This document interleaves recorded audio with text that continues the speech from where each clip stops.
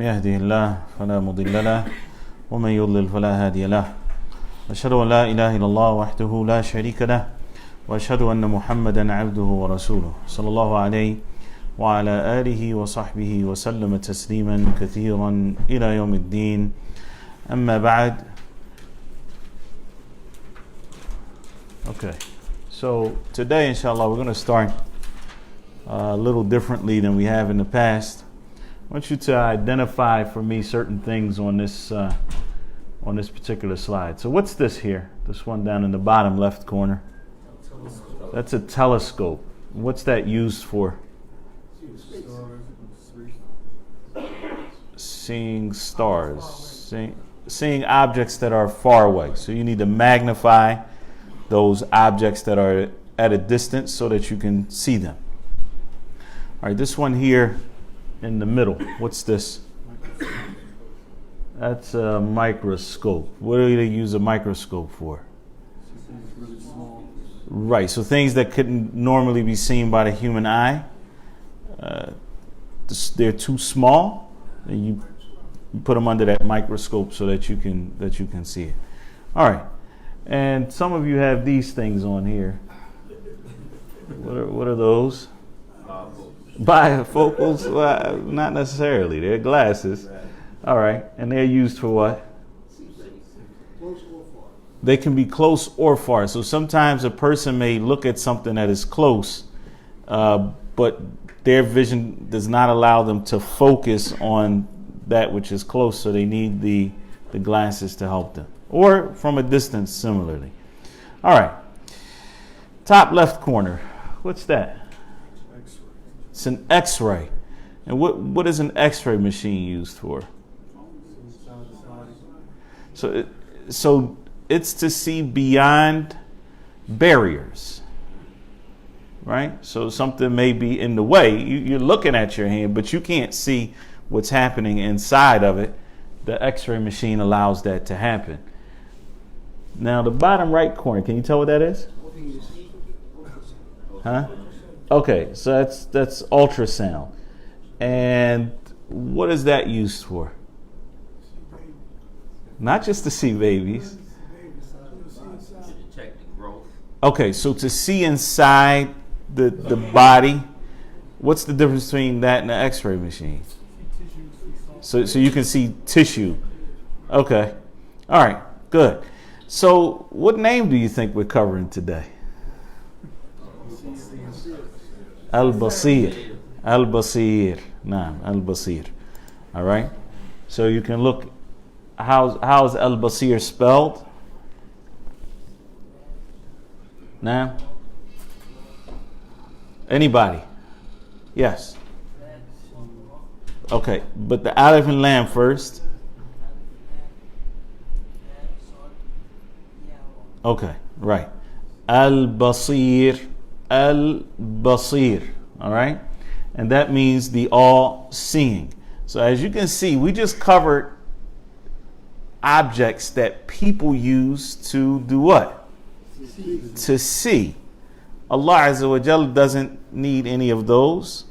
He sees without a telescope or a microscope. Those things that are too small for you to see, he sees them.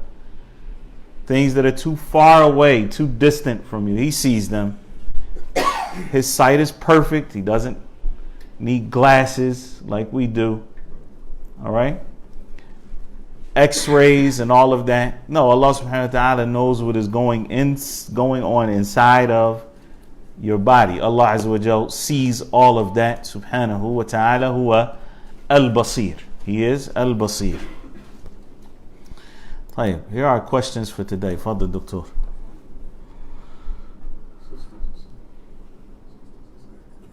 Questions for lesson 6. How many times has the name Al-Basir been mentioned in the Quran? What is the relationship between Allah's name Al-Basir and the level of ihsan? How can we thank Allah for giving us sight? Do those who intentionally look at impermissible things get one look? Name 3 objectives for which the name. You understand the third question? How can we thank Allah for giving us sight? Do those who intentionally look at impermissible things get one look? Oh, what's that mean? Sometimes you see something that you shouldn't, and you just kind of turn away. That's that one look. But if you Sometimes you see something that you shouldn't see. Okay, keep going. So you turn away. Okay, turn away. But if you intentionally look, you don't get that one look. Say, okay, I'm. But if you, well, no, some people say, well, they just don't blink, so they look real long because that's the one look. You've heard that before, right? Unfortunately, yes. Yeah. No, it's actually pretty. I actually told the guy about his look, and he just kept it on there. Yeah. Play. Naam, Shaykh. Name 3 objectives for which the name Al-Basir has been mentioned in the Quran. Naam. All right. So these are our questions for today. Bidnillahi ta'ala, you'll be able to answer them with confidence by the end of this lesson, inshallah ta'ala. As you know, before we begin actually talking about the name in detail, we like to first establish that it is in fact a name of Allah subhanahu wa ta'ala, and that can only be done through revelation. So we don't affirm that Allah subhanahu wa ta'ala is, for example, an-nadir, right? An-nadir means the one who looks. And the Prophet ﷺ affirmed that for Allah subhanahu wa ta'ala, that he looks. But he didn't affirm for him the name an-nadir. So we don't either. We understand this point? We only affirm the names that Allah subhanahu wa ta'ala has affirmed for himself in his book on the tongue of our Prophet ﷺ. So here we're going to go through some of the ayat where Allah subhanahu wa ta'ala calls himself Al-Basir, or describes himself as being Basir.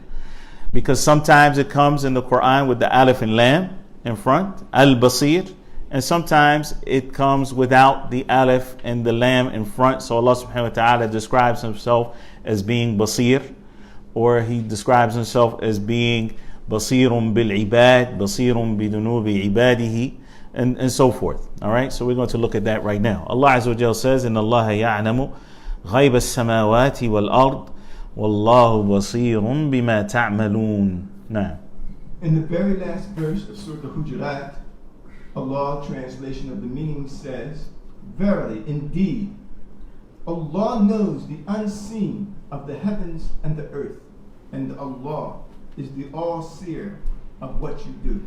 yes, he is the all-seer. He sees all that you do, subhanahu wa ta'ala. Now, I want you to let these verses, we're not going to talk a lot about what they mean, because they're pretty clear. But I want you to ponder what it means to you. Not what the tafsir of the ayat is, but when you understand that Allah Azza wa Jalla is telling us that he is the one who sees everything that you do, how should that affect you? How should that affect your behavior? How should that affect your relationships? How should that affect who you take as a companion? How should that affect what you look at on the internet? And I'm not just talking about the X-rated stuff. I'm saying the fact that you spend time just reading gossip and things that you shouldn't be reading, things that you shouldn't look at, pictures, films, whatever it may be. Know that Allah subhanahu wa ta'ala is the all-seer of what you do. Likewise, when you worship him, Allah subhanahu wa ta'ala knows that, and he sees that, and he is watching you. How should that affect your behavior?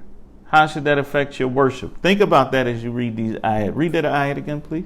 Indeed, without a doubt, verily, Allah knows the unseen of the heavens and the earth. All right, let's stop there for a second, very quickly. What's the significance of Allah subhanahu wa ta'ala here saying that He knows the unseen of the heavens and the earth? And then He says, and He is the seer of what you do. He can see that which we can't. He sees that which you do not see. Right. Past, present, future events. Past, present, future, okay. The unseen. What are some of the things from the unseen? Yeah. Angels, jinn, the torment of the grave. Allahu Akbar. Nah. All of that is from the unseen. Allah subhanahu wa ta'ala, He knows all of that. And on top of that, if Allah Azza wa Jalla knows the unseen, then what will we say about that which is seen?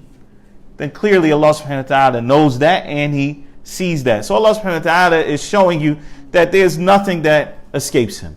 Now, Allah Azza wa Jalla says, يَعْلَمُ خَائِنَةَ الْأَعْيُنِ وَمَا تُخْفِي الصُّدُورِ وَاللَّهُ يَقْضِي بِالْحَقِّ وَالَّذِينَ يَدْعُونَ مِن دُونِهِ لَا يَقْضُونَ بِشَيْءٍ إِنَّ اللَّهَ هُوَ السَّمِيعُ الْبَصِيرُ. Now, He knows, that is, Allah knows the quick, sneaky look of the eye and what the heart conceals. That's good, and I'm glad you explained that.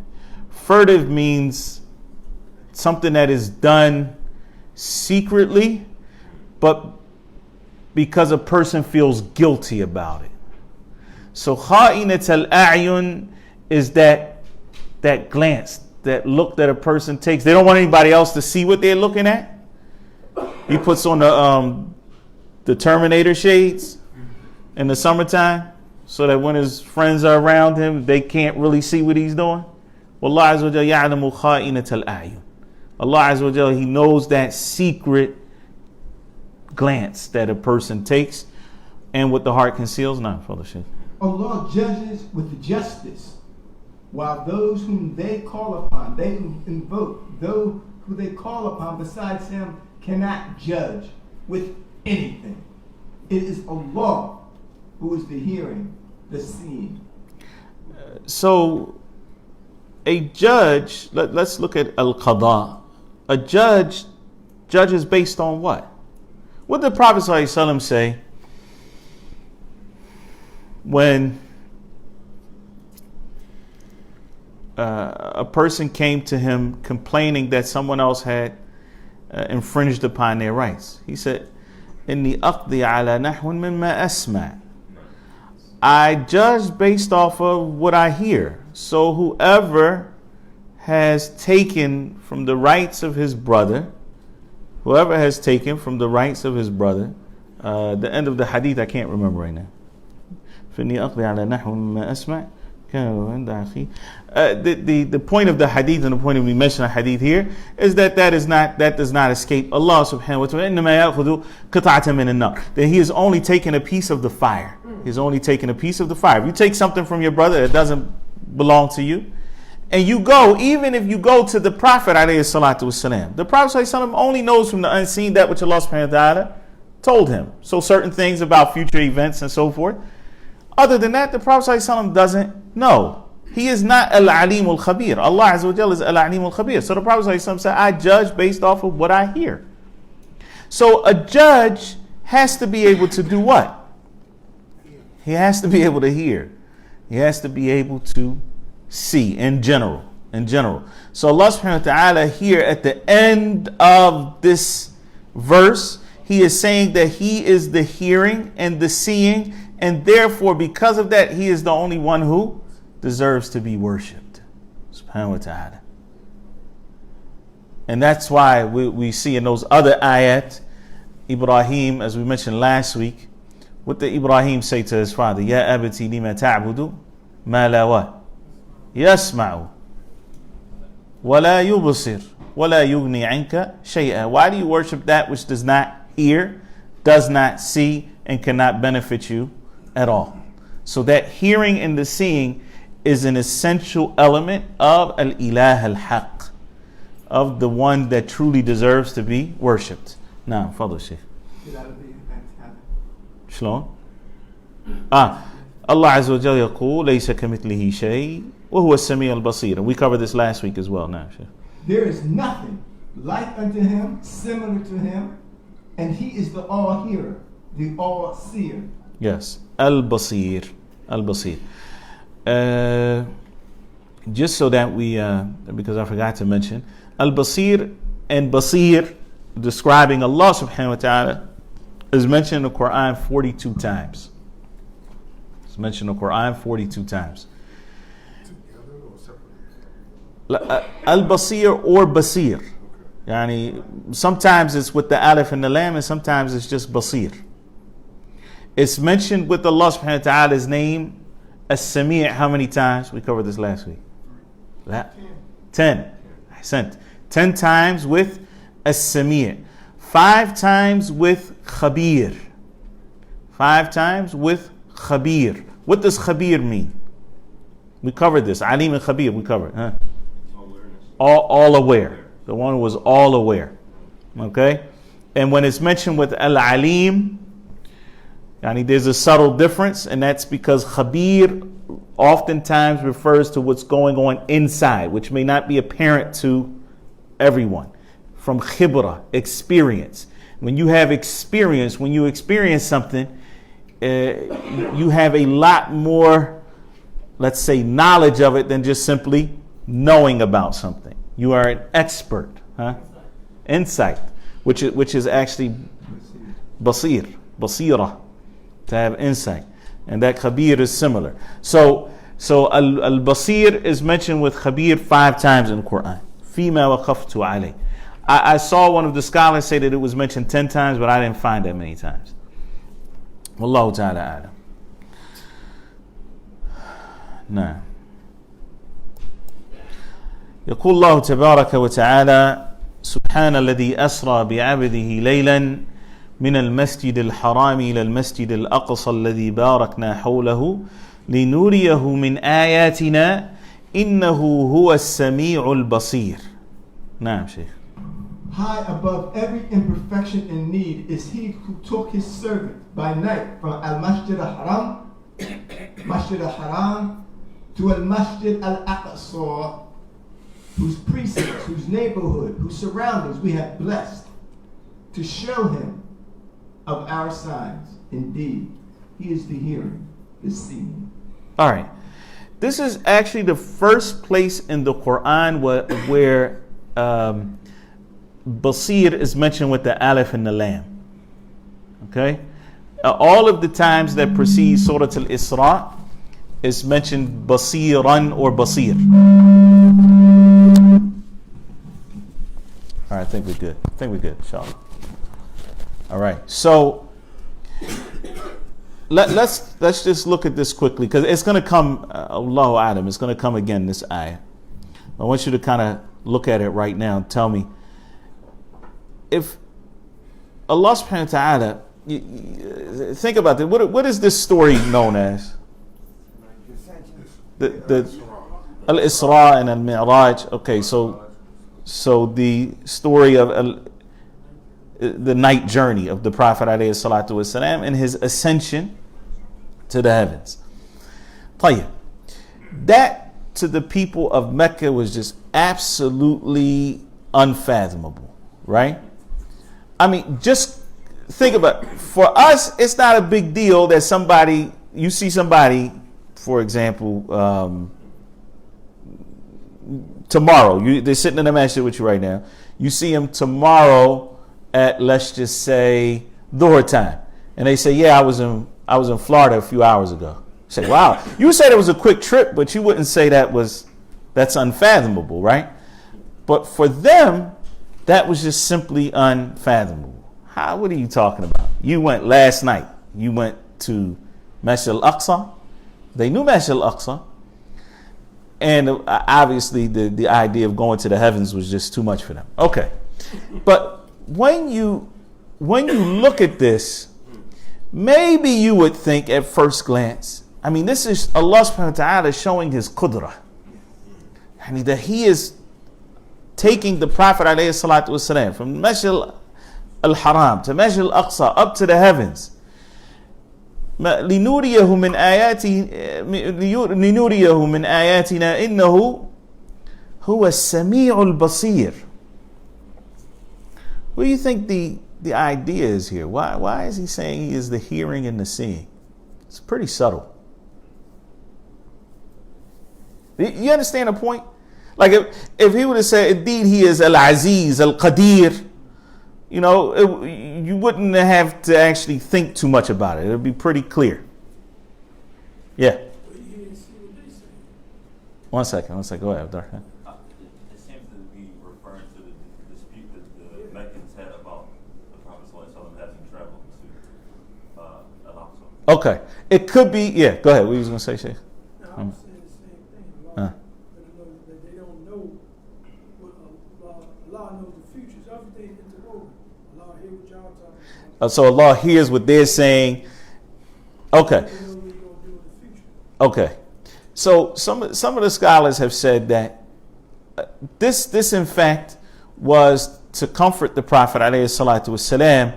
He heard the rejection of the prior to the Isra itself, that the Isra was actually a reward to the Prophet sallallahu alaihi wasallam for the rejection that the Prophet sallallahu alaihi wasallam faced from the people of Ta'if, from the rejection that the Prophet sallallahu alaihi wasallam faced from Quraysh. He heard all of that. He heard everything that they said, and he saw the difficulties that the Prophet sallallahu alaihi wasallam was going through. And you look at just a year before Al-Isra wal-Miraj, or a year and some months, the Prophet sallallahu alaihi wasallam lost his wife Khadija radiyallahu ta'ala anha. He lost his uncle Abu Talib, who was the main supporter financially. Even though he was a mushrik, he was the main supporter of the dawah, which is ajib. Anyway, so this is a comfort to the Prophet. Look, we hear what they're saying.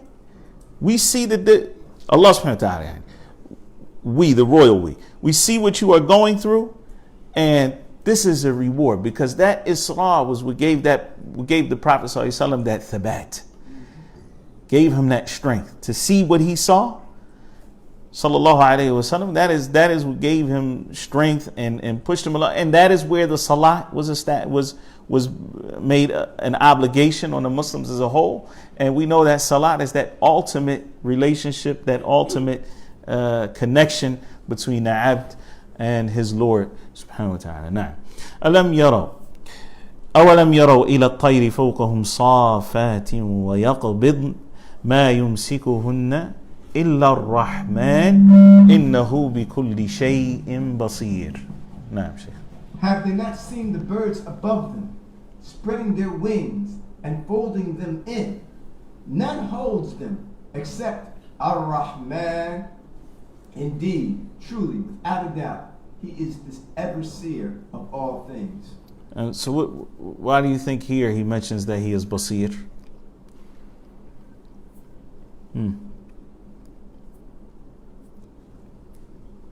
It could be several reasons, but anyway. Is he alluding to the fact that he knows what the birds are doing? Could be. Allahu alam, but it appears that Ar-Rahman subhanahu wa ta'ala al-Basir is letting us know, letting the creation know that he doesn't just know what's happening on the earth, that he also knows what's happening in the heavens. Wallahu ta'ala alam. In any event, the point is, and again, as we've talked about on many occasions, this is Allah subhanahu wa ta'ala's book. We should ponder over its meanings and try to think about why is Allah subhanahu wa ta'ala using this particular name here. That exercise is ibadah. That pondering over the book of Allah subhanahu wa ta'ala and trying to think is ibadah. And if you don't know, you go back to certain tafasir, you ask, people around you who have knowledge, inshallah ta'ala, they will help open up those doors of understanding. Or it can be an exercise that you do together. Naam, Shaykh. You mentioned last week about the name of Samia, that Allah uses that name to comfort Musa. Naam. And so going back to the ayat of Isra, Nah. after he mentions that, وَآتَيْنَا مُوسَى الْكِتَابَ. Naam. So he makes a reference To Musa. who he said the same thing to when he felt أسمع وأرى. نعم. إنه هو السميع البصير أسمع وأرى. Jazakallah khairan. Now.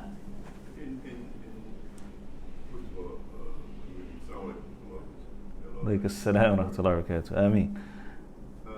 In thinking about that in its context, that okay, we are supposed to be the people who follow the Salaf. Nah. So in the reflection, I understand to get that point, but after we reflect and we come up with how we see it, then should we not go back to how the Salaf saw it and try to hold that idea to us? Excellent. No, it's a great question, and I'll just repeat it. And the question is, in that exercise of pondering over the verses of the Quran, should we not try to understand the Quran in light of the way that the Salaf understood the Quran, and not just come up with our own, interpretation? And that is absolutely correct. The issue here, though, is that there's a difference between understanding and pondering. And pondering is a level beyond understanding. So you should not ponder, and you cannot ponder over an ayah until you understand its meaning. And you cannot understand the meanings of the Quran beyond the Arabic language without looking at how that the Quran was explained by those who preceded us, especially, and there's a hierarchy, if you will. Part of the Quran explains other parts of the Quran, and there's a great tafsir written on that. It's called Dawah al-Bayan by Shaykh Muhammad Amin al-Shinqiti rahimahullah ta'ala. And the whole intention of that tafsir was to show how Allah subhanahu wa ta'ala explained what he meant in other places in the Quran. And so that tafsir is absolutely amazing, and it's one of the only tafsirs that actually extracted that from earlier tafsirs to show where Allah subhanahu wa ta'ala explained his own speech. The second tier after that, if you will, is explanation of the Quran with the sunnah of the Prophet alayhi salatu wasalam. So there are certain verses that the Sahaba came and they asked the Prophet sallallahu alaihi wasallam about, and he explained to them what those ayat meant. And if somebody comes now and they says, no, well, that's not really what it means, then they've gone against the explanation of the Prophet alayhi salatu wasalam himself. لِلَّذِينَ أَحْسَنُوا الْحُسْنَى وَزِيَادَةً. For those who are good doers, they will have good and that which is even more. They will have good and more. The Prophet ﷺ explained that. The good here is Jannah. More is seeing Allah subhanahu wa ta'ala. You get some people come and say, no, well, we can't see Allah. The Prophet ﷺ explained that verse, we're done. All right. Then there are other verses as you go on. So like Ibn Abbas radiallahu ta'ala anhum I mentioned, some of the Quran can be explained. Matter of fact, a lot of the Quran can be understood just through the Arabic language. And then there are other ayat that are going to need explanation. So that's in terms of getting the meaning. The idea of pondering over the Quran, what the Quran means to you specifically in certain circumstances. You open up the Quran and subhanAllah, you read something that you read 20 times. But because of something you went through that day, it talked to you in a different way. Allah subhanahu wa ta'ala, that ayat was talking to you in a different way. That's a different exercise. That's what I was talking about here. And that's why the scholars of Islam mentioned that it would be impossible to find everything that you feel written down, because not all of the scholars have written down everything they felt about the Quran.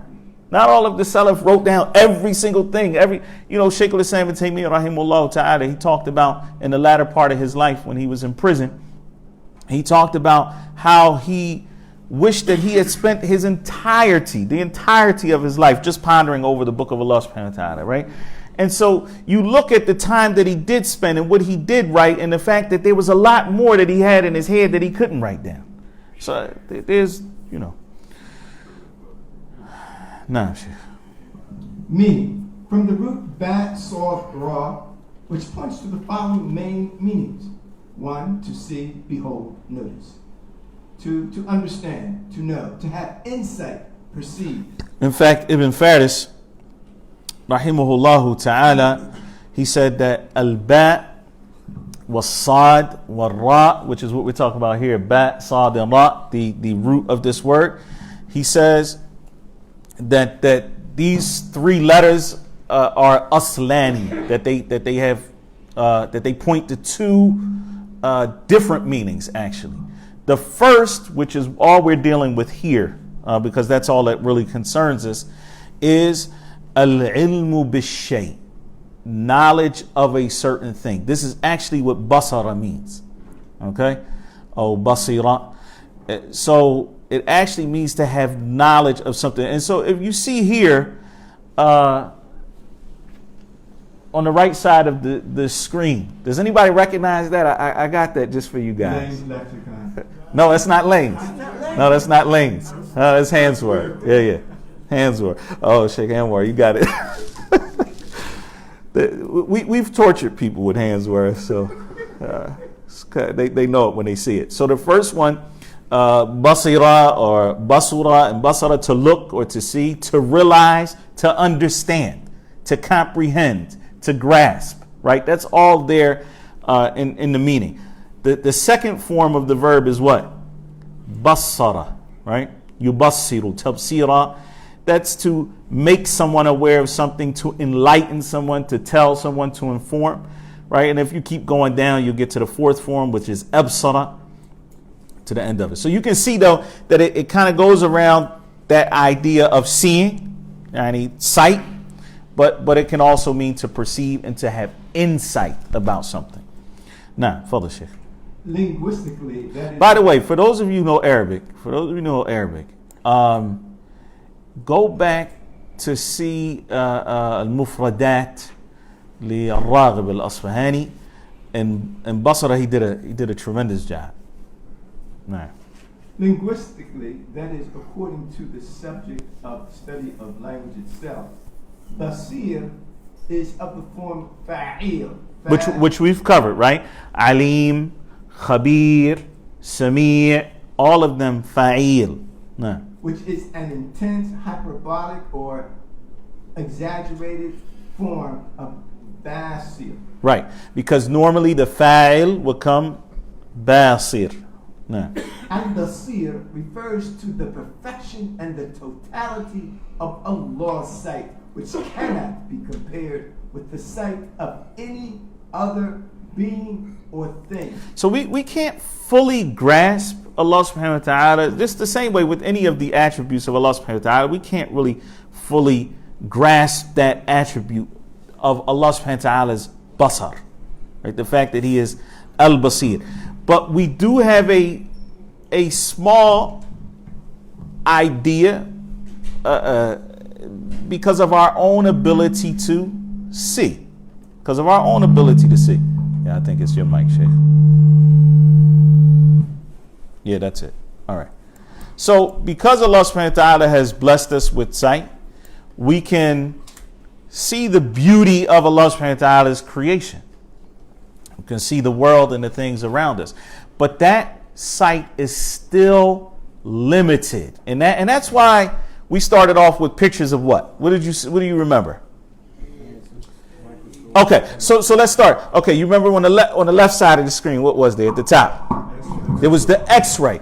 And that's because we can't see beyond obstacles. If there's an obstacle in the way, you can't see. So you can see up to a certain point and then it stops because something is in the way. So I can see, for example, I can see the ceiling here, but I can't see where the sisters are because there's an obstacle. It's beyond that. There's no obstacles for Allah subhanahu wa ta'ala. What is in front, what is behind. Okay. We also have issue with or limitation because of distance. So you can see up to a certain point and then beyond that point you can't see. Can you see something beyond the sun? Allahu A'lam. All right. We also have issues, limitations in terms of direction. So you can see what's in front of you, but can you see what is behind you? No. you only have a certain range. You know, maybe, what's this? Maybe 180 degrees. Mumkin, your peripheral vision. There is an animal, however, that can see 320, 340 degrees. You know what it is? You eat it too. Especially on Eid al-Adha. Goat. Yeah.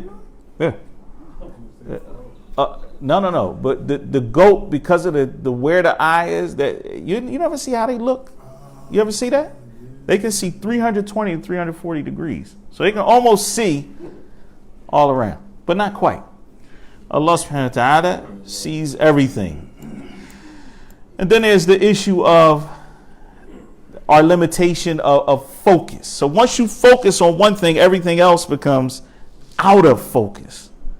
You're not able to see those things. Even if you got an idea of what's going on, you can't see but so much once you begin to focus on things. That's why when you do when you do an eye exam test, they make you focus on something because they want to see how your pupils dilate and so forth. So Allah subhanahu wa ta'ala sees all of that simultaneously. He sees the small particles. There's galaxies. There's nothing that escapes Allah subhanahu wa ta'ala's sight. Naam, Shaykh. Meaning of al-Basir, number 2. Shaykh Abdul Rahman ibn Nasir as-Sa'di, did I get it right? Yes, you did. Said, rahimahullah, al-Basir is the one who sees all things even if they are insignificant and minute. He sees the black ant on a black stone during a dark night. He sees what is below the 7th earth and what is above the 7th heaven. Also, he is hearing and seeing of those that deserve recompense, payback, in accordance to what his wisdom dictates. And as some of the other scholars of Islam have mentioned, and he is the one who, with his insight, perceives all things. Al-Basir. Al-Basir also, as we talked about earlier, refers to having insight, which is why Al-Basirah is translated as what? Insight. قُلْ هَذِهِ سَبِيلِي أَدْعُو إِلَى اللَّهِ عَلَى بَصِيرَةٍ أَنَا وَمَنِ اتَّبَعَنِي. Say, this is my path. I call to Allah upon al-basira. I call to Allah with insight, with full knowledge. Me and those who follow me. Now, Fadl Shaykh. Benefits. Those who know that Allah is al-Basir will, one, be confident that any difficulty they face will not go unnoticed. Nah. And that is similar to what we talked about with the ayah from Al-Isra, and also what we talked about last week with Musa and Harun alayhim as-salam, when they were scared to go to Fir'aun, and rightfully so, because he was a tyrant. Allah subhanahu wa ta'ala said to them, La takhafa. La takhafa. Don't be scared. I am with you. And that would have been sufficient, honestly. I'm with you. But he emphasized that point by saying, Asma'u wa ara. I hear you and I see. So when you know that Allah subhanahu wa ta'ala sees you, then you know, for example, the difficulties that you face. Somebody did you an injustice. Somebody wronged you. And you have no recourse in this life. There's nothing you can do about it. The cameras didn't catch it, whatever the situation may be. But you know that Allah subhanahu wa ta'ala saw that person. You know that you are going to get what you deserve. And so whatever difficulties you may be dealing with, when you know that Allah subhanahu wa ta'ala is al-Basir, it creates a level of confidence.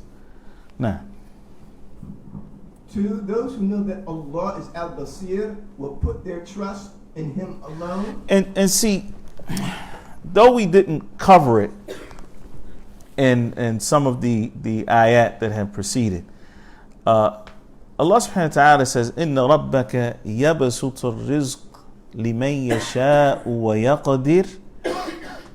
Inna Allah yabasutu rizqa liman yasha'u wa yaqdir. إنه بعباده إنه كان بعباده خبيرا بصيرا. And that actually comes in a similar ayah in another way. But Allah subhanahu wa ta'ala says, Inna rabbaka, indeed your Lord gives an abundance to whom he wills, and he restricts provisions from whom he wills. Indeed, Allah subhanahu wa ta'ala is with his servants, or to his servants, all aware and all seeing, or ever seeing. Now here, al-basir, as the scholars of tafsir mention in some of these ayat, refers to the fact that Allah subhanahu wa ta'ala knows who to give his rizq to, and he knows who to withhold it from. He knows who will benefit from having and who will not benefit from having.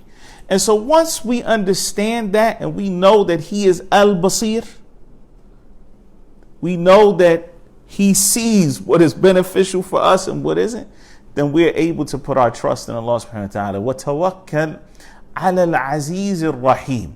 Listen to this. Allah subhanahu wa ta'ala says, and put your trust in Al-Aziz Ar-Rahim. Who is Al-Aziz? What does that mean, rather?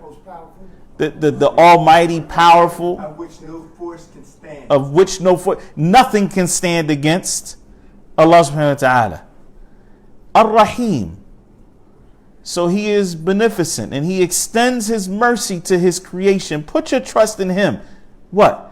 الَّذِي يَرَاكَ حِينَ تَقُومُ. The one who sees you. Look, we're going back to this concept here. Put your trust in Al-Aziz Ar-Rahim because he sees you. حِينَ تَقُومُ. He sees you when you stand to pray and no one else is around. And he's going to reward you for that.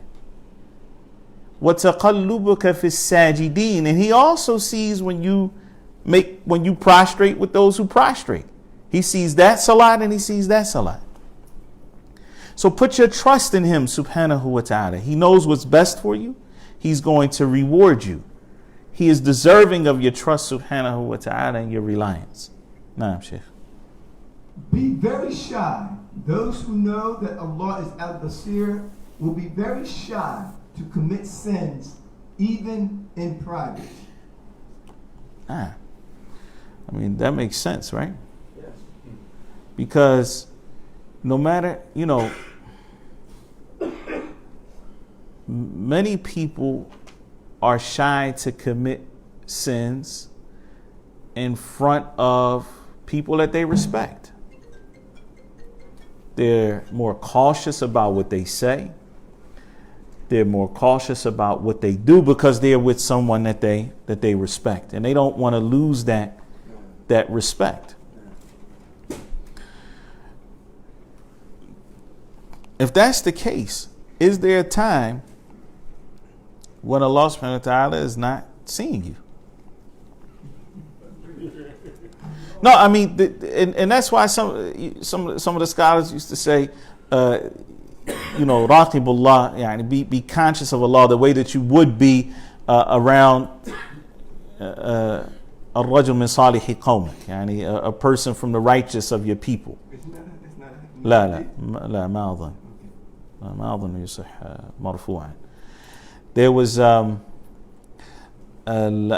rahimahullah. He said that one time he went to the Kaaba and he came across a Bedouin. And so the Bedouin was telling him about a story that happened to him in the past. And so he said to the Bedouin, what came between you and what you desired?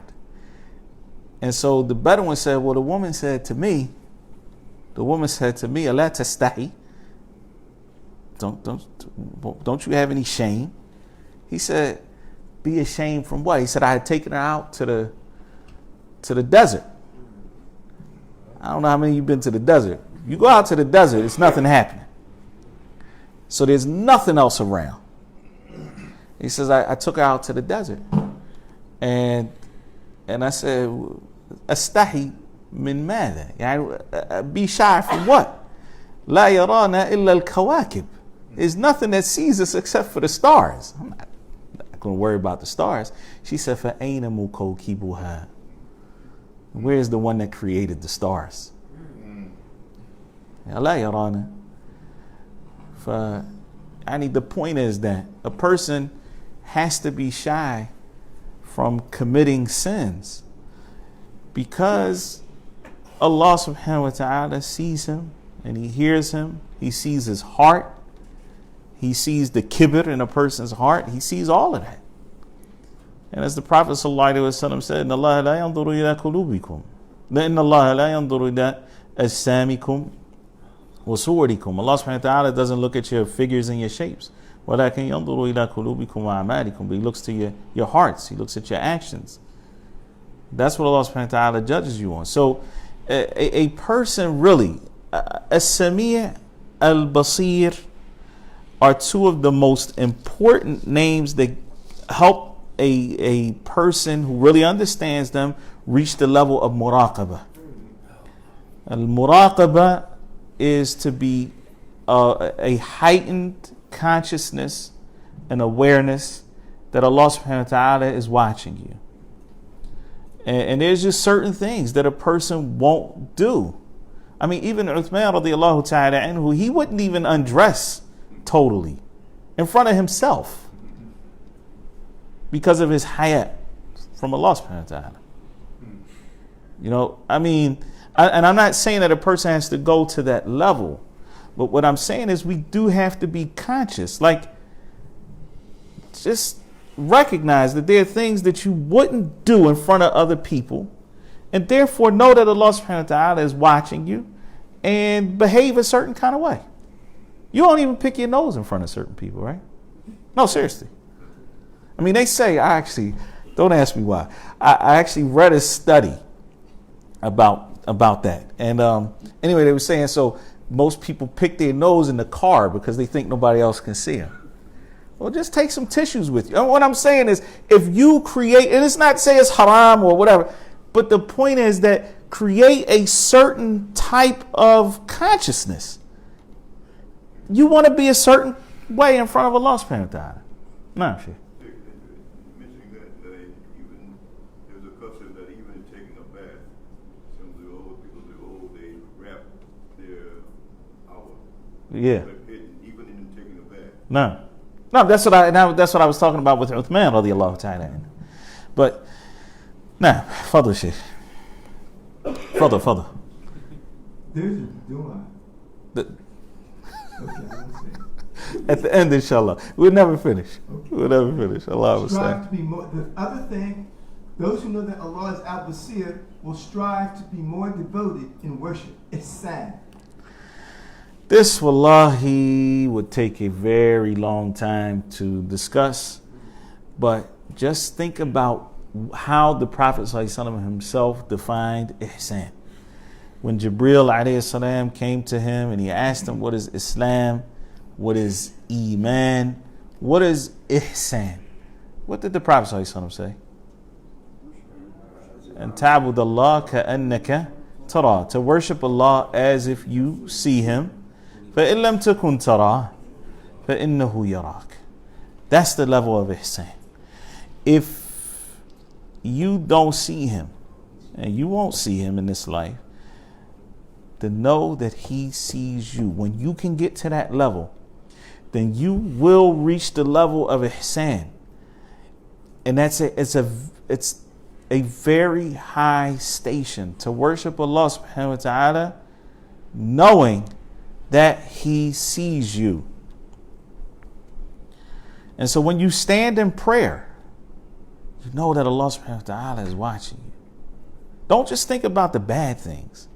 No, think about your worship. How are you going to perfect your worship now that you know? See, if it was your boss looking at you do your job, don't you do a little better? Turn it up. There you go. You turn it up. Right. When you stand in prayer and you know that Allah subhanahu wa ta'ala is watching you. I mean, we all know, we know. But do you really know? Right? Do you feel it? That Allah subhanahu wa ta'ala is watching you.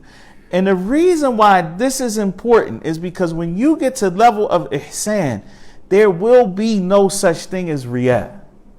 There will be nothing but ikhlas. What is riyah? Showing off, meaning you are conscious that someone else is watching you. And you want to do what? Impress them. When you get to the level where you just want to impress your creator, you don't care who else is looking. You really don't. You can't. You can't, because you know that he is al-basir. And you know that he is the one that gave everyone else their basar. SubhanAllah. Like I said, that topic right there, just that one point, to strive to be more devoted in worship, knowing that Allah is al-basir, pushes us for this one. That's enough. That is, I mean, all of these other points are very important. But that point right there, we should take that. I'm telling you, that is the takeaway. That now when you worship, when you give zakat, when you fast in Ramadan, when you make hajj, you are conscious that Allah is al-basir and you want to turn it up. You want it to be right. You want it to be perfect, which is another name, because ihsan means what? It is that excellence in worship. So you want to excel. You want your worship to be perfect. You want it to be excellent, because you know that Allah is al-basir. Naam, Shaykh.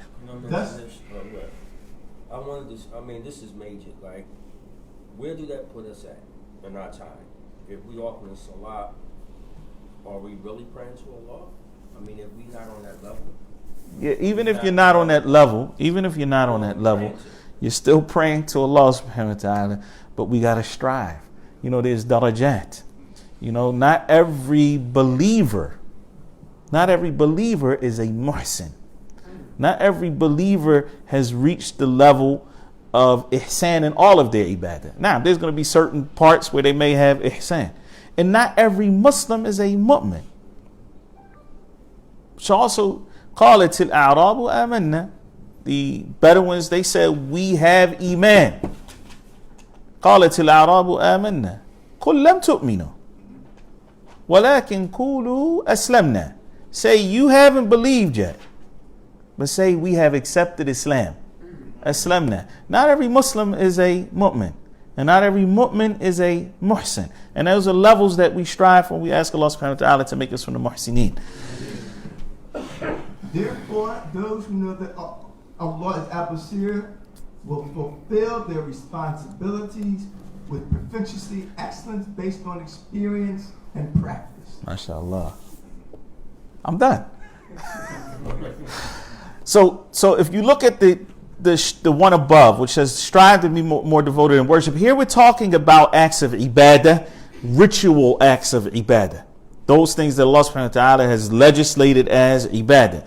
The second one is talking about fulfilling responsibilities with proficiency.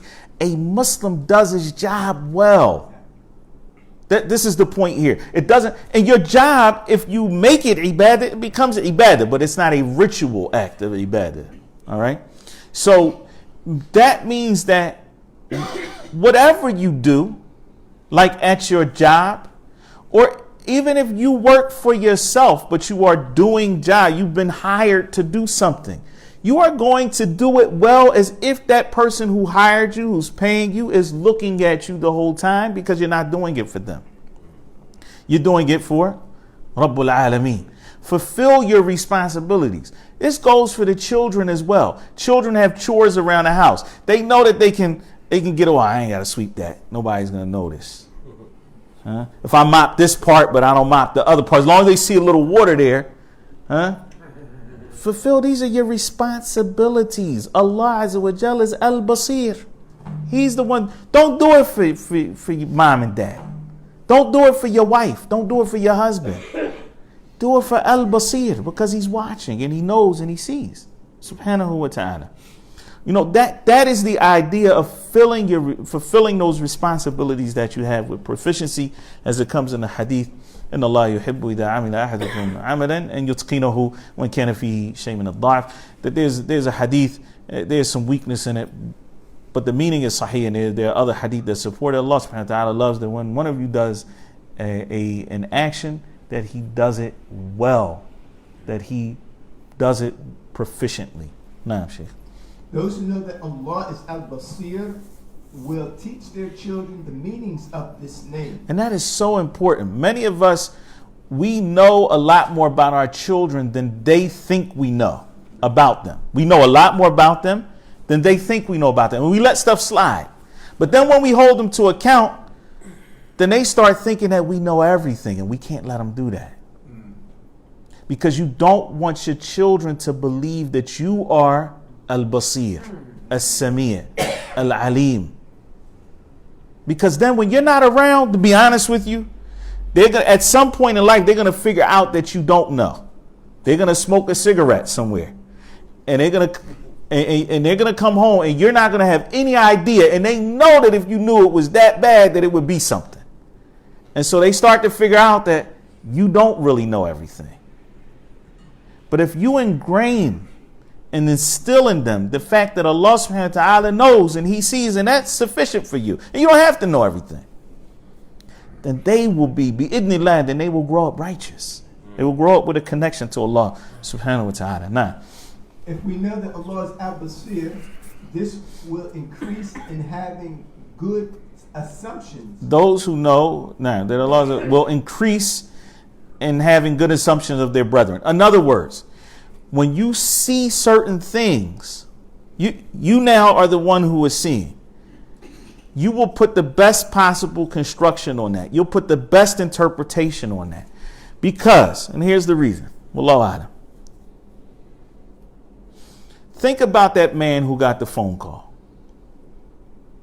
and said, your brother, you got to get him, man. He's falling off again. You saw him walk into the bar. You calling him, he's not answering your phone call. You go into the bar to get your brother out. You're trying to get him, he's like, nah. So you walk out the bar by yourself. Brother's driving down the street, sees you walking out the bar. Allah Azza wa Jalla is Al-Basir. He knows why you went in. He saw you go in, he saw you come out, he knows why. But then somebody else saw you as well. Somebody else saw something that just put the best possible construction on it. It doesn't mean that we become gullible fools. No. But at the same time, the same way that we want Allah subhanahu wa ta'ala to forgive us, and he's seen all that we have done, and we know that there's some things that were okay, some things that weren't okay, some things that could be misinterpreted by others, but because Allah subhanahu wa ta'ala knows your intentions and knows what's in your heart, you're not held accountable for that. Then you likewise need to have husn al-dhann bi ikhwanik. Try to have good thoughts about your brother, even if you see something that seems a little bit off. If you want to talk to him about it on the side or whatever, that's fine. But put the best possible construction on what you can. Now, Lastly on this page, benefits 1. But we are coming to a conclusion. Now, Shaykh. those who know that Allah is Al-Basir will not be absent from where Allah has commanded them to be. So when Allah subhanahu wa ta'ala commands you, Ya ayyuhalladhina amanu idha nudiya lis-salati min yawmil jumu'ati fas'u ila dhikrillahi wa dharul bay'. Oh, you believe, when the adhan for Jumu'ah is called, then race to the remembrance of your Lord and leave off buying and selling. You won't stay at work until you know, try to figure out, well, what time is the Iqamah going to be? How can I just make sure I catch one rakat so I don't miss Jumu'ah?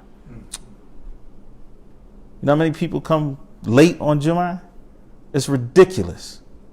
It's ridiculous. Because, I don't get that much time off of work. You didn't even try to get that much time off of work. You don't really want them to know you're Muslim. You just take a lunch break. A long lunch break on Friday. La hawla wa la quwwata illa billah. You know that Allah subhanahu wa ta'ala is supposed to see you in the masjid. Where are you? At work? Those who believe that Allah is Al-Basir, they're not going to be absent. See, a lot of times we think about where you are.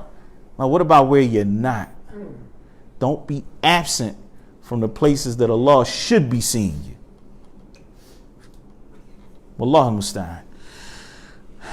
And Jum'ah is just an example, but there are many others. Now, Benefits 2. Those who know that Allah is al-Basir will dress in a manner that pleases Allah. Allah Azza wa Jal yuhibbu, as the Prophet alayhi salatu wasalam, an yara athara ni'matihi alayh. Allah subhanahu wa ta'ala loves to see the effects of his blessings on his servant. If Allah Azza wa Jal has blessed you, then show it.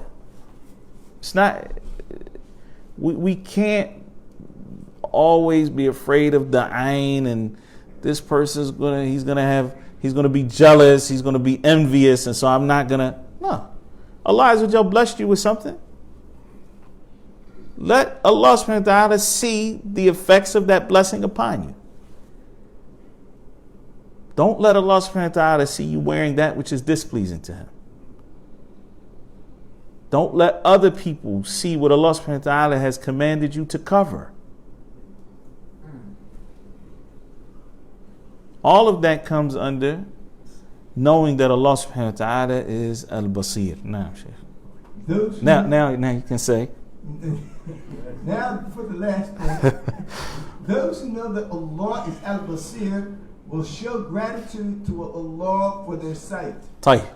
How do you show gratitude to Allah for the blessing of sight? Wallahi, it's a blessing. The Prophet ﷺ referred to it, to these two eyes, as al-Habibatan, the two beloved ones. You would give up a whole lot before you would give up your sight. You would give up a whole lot before you gave up one eye, which would not take away your sight. Patient. The one who's patient with the loss of the Habibatain. Falahul Jannah. Allah subhanahu wa ta'ala tests somebody with that, and they're patient with that test. Allah subhanahu wa ta'ala will give them Jannah. So, how do you show gratitude to Allah subhanahu wa ta'ala for your sight? Naam, fadl Shaykh. By using them for pondering his greatness. Okay, by using them for pondering his greatness. Surah Al-Ghashiyah at the end. أَفَلَا يَنظُرُونَ إِلَى الْإِبِلِ كَيْفَ خُلِقَتْ. Do they not look at the camel, how it was created?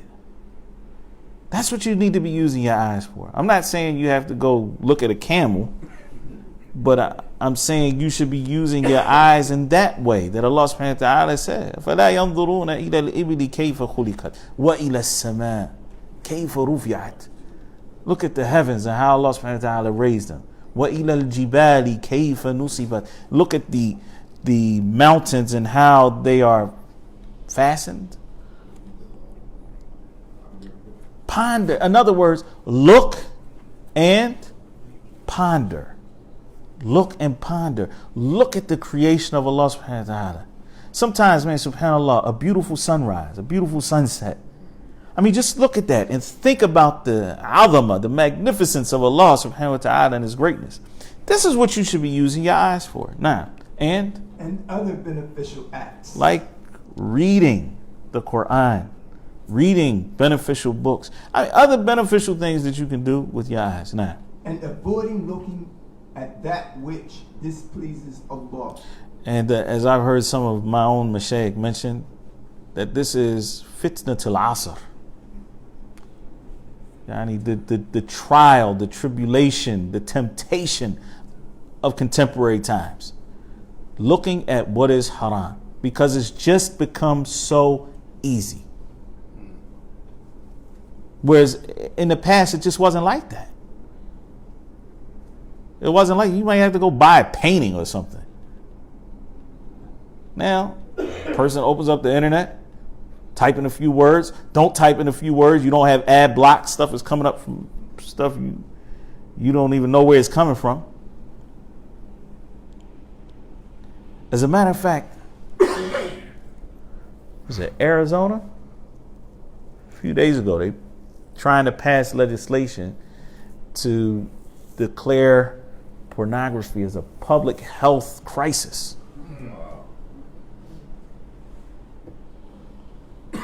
So, I mean, the reality is that a Muslim, wallahi,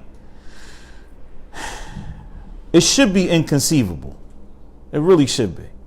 That a Muslim who truly believes in Allah subhanahu wa ta'ala, who truly believes that Allah is al-Basir, it should be inconceivable. Unfortunately, according to internet statistics, some of the countries with the most viewing of what is haram to look at is Muslim countries.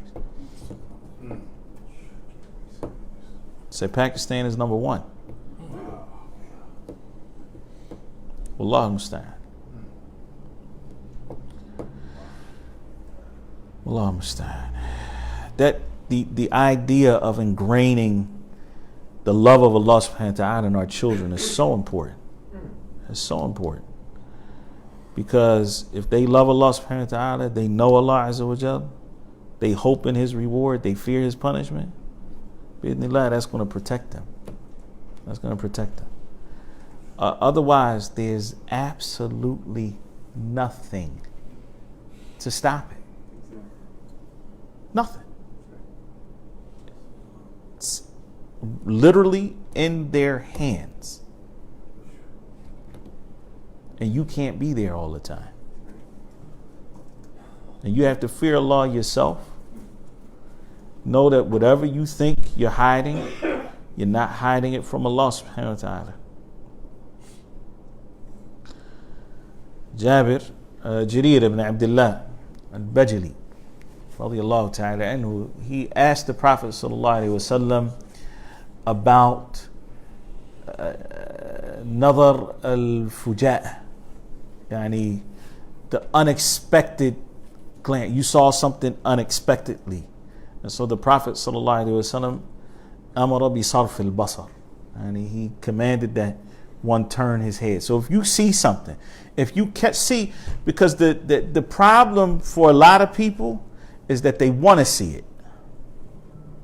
So they saw it, it caught their eye, now they want to see it. That's where the fitna comes in. If you know that Allah subhanahu wa ta'ala is watching you, and you know that nobody leaves off anything for the sake of Allah except that Allah will replace it with that which is better, then you're going to want what Allah is going to replace it with, and you leave it off for Allah. You know, so this is important. Ali radiyallahu ta'ala anhu, he also mentioned to the Prophet sallallahu alaihi wasallam, or that there was the issue about looking at those things which are impermissible. But the Prophet sallallahu alaihi wasallam said, فَإِنَّ الْأُولَى لَكَ وَفَإِنَّ لَكَ الْأُولَى وَلَيْسَتْ لَكَ الْآخِرَةِ. Yani for you is the first, but the last one is not. And in other words, if a person happens to see something out the corner of their eye, or something popped up on their screen that was unexpected, whatever, turn away. Don't let that become your fitna, because that nadhara, that first glance, if you allow it to loom, you know what it's going to become? It's like a thought. It's like a thought, right? If you don't get that thought out of your head, it's going to become an idea, and that idea is going to become a desire. That desire is going to become an intention, and you're going to be determined to do something about it. And all you had to do was do what? Get it out from the beginning. Don't let it penetrate. Nah, man.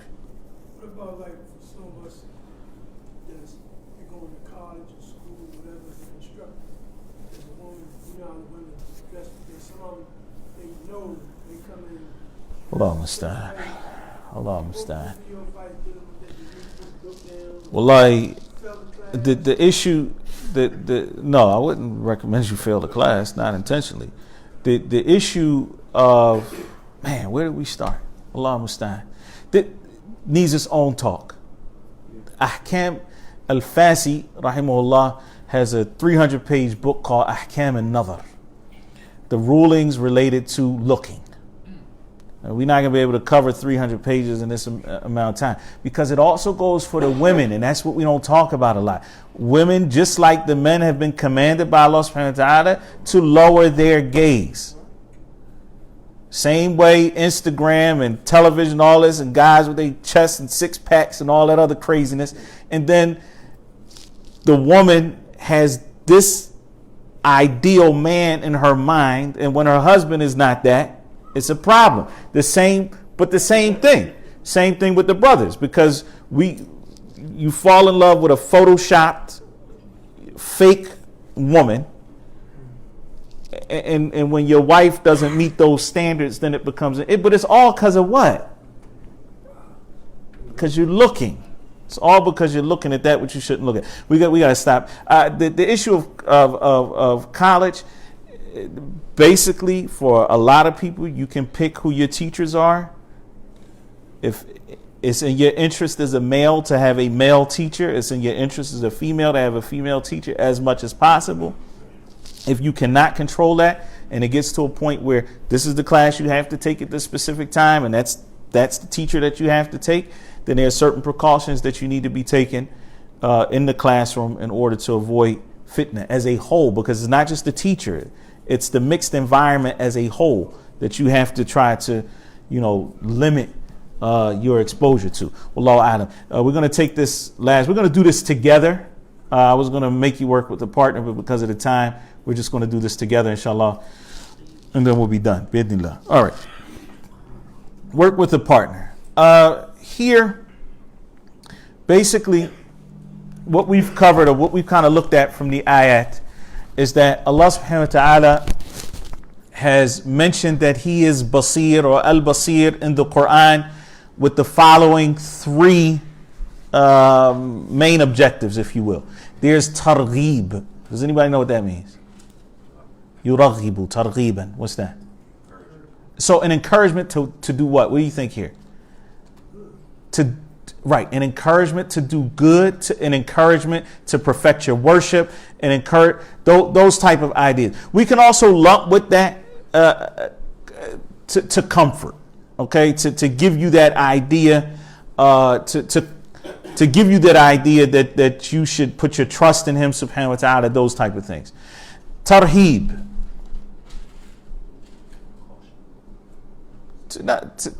To frighten you, to scare you, to make you fear Him subhanahu wa ta'ala. And then istihqaq, which here means that He is deserving of, and meaning deserving of your worship. Okay? So these are three of the objectives of Allah subhanahu wa ta'ala, mentioning that He is the all-seer or the seer. So let's look at number one. Read that, Shaykh. How many generations have we destroyed since Noah's time? Sufficient is your Lord as knower and seer of His servants' sins. So which one do you think this is altogether? Tarhib. Tarhib. To frighten you. Why? And where do we get that from? How many generations have we destroyed? Well, not just that He destroyed. Look at the last part. He is the seer of what? Of the sins. He's letting you know that when you disobey Him, He sees you. So He's telling you to be frightened. Now, Allah judges with justice, while those whom they invoke besides Him cannot judge with anything. It is Allah who is the hearing, the seeing. which one do you think that is? Istihqaq. That He is the only one deserving of ibadah, because He is the hearing and the seeing. Now, and we have made some of you a test for others. Will you have patience? And your Lord is ever seeing. I think it's both. I think it's targhib and tarhib. And if you look at I think Tafsir al-Sa'di rahimahullah, but maybe some of the other mufassirin, they mentioned that He sees those of you who are patient, and so this is encouragement for us to be patient with one another. Those who are testing your patience, right? It's an encouragement. And if you are, know that Allah sees that. He sees that you've restrained, that you've had restraint, that you've exercised sabr, and He is all seeing of those who do not have patience, who are disobedient to Him, who blow, who do not have that patience. Naam, Shaykh, follow. And establish prayer and give zakat Whatever good you put forward for yourselves, you will find it with Allah. He sees everything you do. Targheeb. He's encouraging us to do acts of ibadah because he's going to see it. Subhanahu wa ta'ala. Yes. If Allah were to increase the provision to his servants, they would transgress. They would do bad things on earth. But he sends down whatever he wills in perfect measure. He is truly all aware, all seeing of his servants. Mm-hmm. I think istihqaq is definitely, you can make an argument for that he's the only one deserving of being worshipped because of what he mentioned earlier. I also think that there's a case that you can make for targheeb. Because here this ayat is encouraging us to put our tawakkul upon Allah subhanahu wa ta'ala as well. Because he sends down what he sends down in perfect measure. He knows what's good for us. And so we should put our reliance and trust upon him. Now, for those who are righteous, with their Lord are gardens beneath which rivers flow, where they will remain forever, and purified spouses with approval from Allah, and Allah is the seer of his servants. What do you think there? I think that's targheeb as well, and an encouragement to increase in that worship. Now, exalted is he who took his servant by night from the masjid al-haram to the masjid al-aqsa, whose precincts we have blessed, to show him of our signs. Indeed, he is the hearing, the seeing. I think you can make a case for all of them. All right, Bismillah. All right, dua based on this divine name. I'm going to mention this very quickly. In the first one, which is the Hadith of Bukhari and Muslim, it has various narrations, and one of the narrations, and it's probably one of the more famous ones, is that the Prophet ﷺ said this as he was going to Salat. And that's in Sahih Muslim and Bukhari. It doesn't mention that. There's a long story about where this dua should exactly be said, but it is definitely from the dua of the Prophet ﷺ. Allahumma ja'al fi qalbi nura wa fi lisani nura wa ja'al fi sam'i nura wa ja'al fi basari nura. وجعل في خلفي نورا ومن أمامي نورا وجعل من فوقي نورا ومن تحتي نورا اللهم أعطني نورا. You should memorize this dua. It's beautiful. Oh Allah, place light in my heart, light in my tongue, place light in my hearing, place light in my eyesight, place light in my sight, place light behind me and light in front of me, and place light above me and light below me. Oh Allah, grant me light, because you can't see in the dark. You need that light. That light is guidance from Allah subhanahu wa ta'ala. Likewise, there's a long dua. Ibn Umar radiallahu ta'ala anhuma, he said that this dua was the dua that the Prophet sallallahu alaihi wasallam used to make often when he was with his companions, that they wouldn't leave each other until the Prophet sallallahu alaihi wasallam made dua for them. And it starts off, a lot of you probably have heard this dua in Taraweeh, in the Qunut, when the Prophet sallallahu alaihi wasallam would say, Allahumma aqsim lana min khashyatika ma yahulu baynana wa bayna ma'asik, wa min ta'atika ma tuballighana bihi jannatak, to the end of the dua. Wa matti'na bi asma'ina wa absarina wa quwwatina ma ahyaytana. Oh Allah, grant us the enjoyment of our hearing, our sight, and our strength as long as you keep us alive.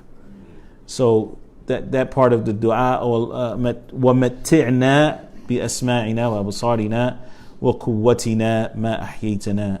All right. Questions for lesson 6. How many times the name Basir been mentioned in the Quran? 42. What is the relationship between Allah's name Al-Basir and the level of Ihsan? What is the level of Ihsan? To worship Allah as if you see Him, but if you don't, then you know that He sees you. He sees you. Al-Basir. You know that He is Al-Basir. Knowing that Allah is Al-Basir is the path towards reaching that level of Ihsan. How can we thank Allah for giving us sight? To use that sight in obedience to Him, to ponder over His signs, to ponder over His magnificence, to read the Quran, acts that are beneficial, and to avoid what? That is how you show gratitude, by using what He has given you in a permissible way, in a way that's pleasing to Him, and avoiding using it in a manner that is displeasing to Him. Do those who intentionally look at impermissible things get one look? If it's intentional, they don't get one look. If it's intentional, They don't get one look. If it's unintentional, that first look is okay. It's not something that they're held accountable for. Name 3 objectives for which the name Al-Basir has been mentioned in the Quran. Targhibun wa tarhibun wa istihqaq al-ibadah. All right. So in other words, an encouragement to worship him, a discouragement of being disobedient to him, to make you scared of that, and to emphasize that he is the only one that has the right to be worshipped. هذا والله أعلم صلى الله وسلم وبارك على نبينا محمد سبحانك اللهم وبحمدك أشهد أن لا إله إلا أنت أستغفرك وأتوب إليك. جزاكم الله خيرا.